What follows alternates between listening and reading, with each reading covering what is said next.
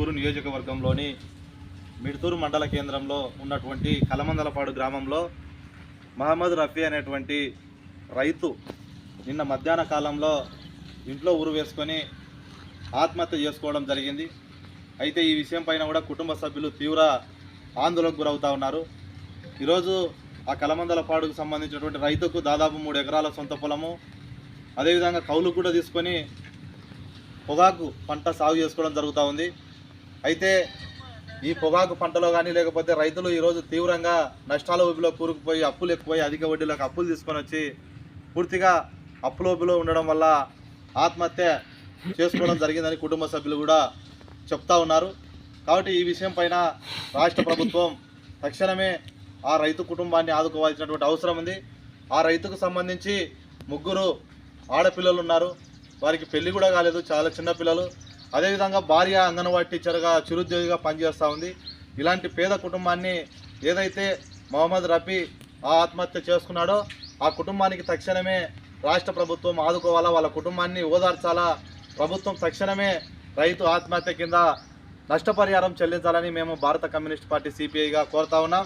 ఆ కుటుంబానికి కూడా సిపిఐగా సంపూర్ణంగా మేమంతా కూడా మద్దతుగా ఉంటాం. ఈరోజు చూసినట్లయితే రాష్ట్రంలో అనేక మంది రైతులు ఈరోజు అప్పుల ఊబిలో కూరుకుపోయారు.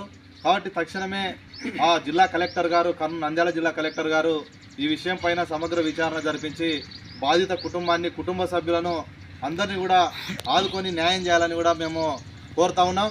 అదేవిధంగా రాష్ట్ర ముఖ్యమంత్రి గారు కూడా ఈ రైతు ఆత్మహత్యలను నివారించాలని ఈరోజు నందికొట్కూరు నియోజకవర్గంలో కరువుతో అల్లాడుతూ ఉన్నారు. పంటలు పండడం లేదు, విపరీతంగా పెట్టుబడులు పెట్టారు, మందుల రేట్లు పెరిగినాయి, ఎరువుల రేట్లు పెరిగినాయి, విత్తనాల రేట్లు పెరిగినాయి.